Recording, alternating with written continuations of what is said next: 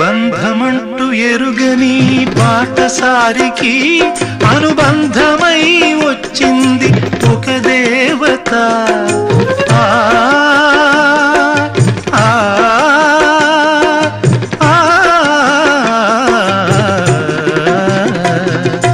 బంధమంటూ ఎరుగని బాటసారికి అనుబంధమై వచ్చింది ఒక దేవత.